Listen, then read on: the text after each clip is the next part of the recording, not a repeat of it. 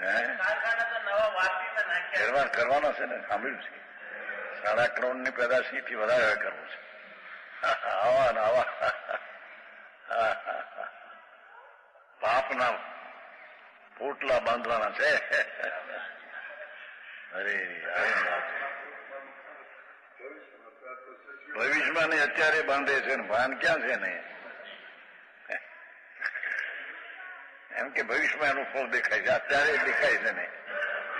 રાગની ક્રિયામાં એકાકાર દુઃખી પ્રાણી છે. હા હા, એને ખબર નથી.